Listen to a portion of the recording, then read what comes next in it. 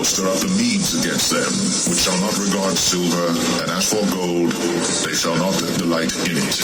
Their bows also shall dash the young men to pieces, and they shall have no pity on the fruit of the womb. Their eye shall not spare children. And Babylon, the glory of kingdoms, the beauty of the Chaldees' excellency, shall be as when God overthrew Sodom and Gomorrah. It shall never be inhabited, neither shall it be dwelt in from generation to generation, neither shall the Arabian pitch tent there, neither shall the shepherds make their fold there. But wild beasts of the desert shall lie there, and the houses shall be full of doleful creatures, and owls shall dwell there, and satyrs shall dance there.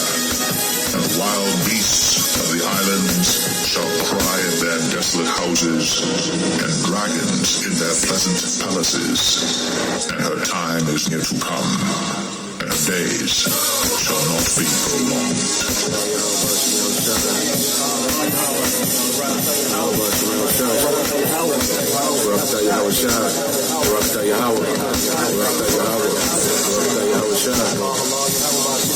And I saw, as it were, a sea of glass mingled with fire, and them that had gotten the victory over the beast, and over his image, and over his mark, and over the number of his name, stand on the sea of glass, having the harps of God.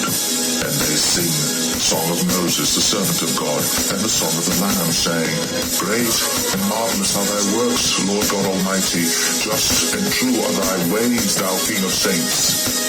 Who shall not fear thee, O Lord, and glorify thy name? For thou only art holy.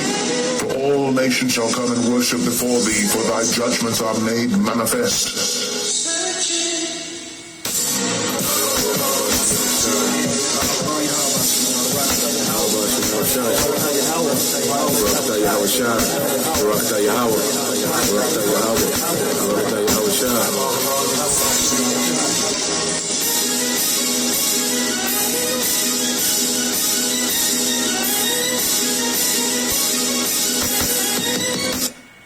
For this question, we're going to talk about Thomas Thistlewood. Now, I'm going to warn you going forward that things that I say may be triggering. Thomas Thistlewood was born in Lincolnshire, England, and he lived between the years of 1721 and 1786. This man kept meticulous diaries between the years of 1748 and his death in 1786, and he detailed his daily life with his slaves. Within these diaries documents his cruel treatment towards his slaves, as well as his insatiable appetite to have sex with them. In 1750, Thomas immigrated to Jamaica, where he became an overseer of a plantation. Soon after, he began to purchase slaves to rent to other plantations, and in 1767 he had enough money to buy his own plantation. Thomas was infamous because he was so brutal. He had the nickname a brutal sociopath. He documented that if a slave ran away, he would tie them up, strip them, and cover them in molasses so the flies and mosquitoes can get them. He would also flog his slaves, covering their wounds with pepper and lime juice. His favorite punishment, though, was called the Derby Dose, where he would have one slave defecate in another's mouth and gag them for 5 hours. Lastly, he documented over 3,500 sexual assaults with performance ratings. Hi, Shalom.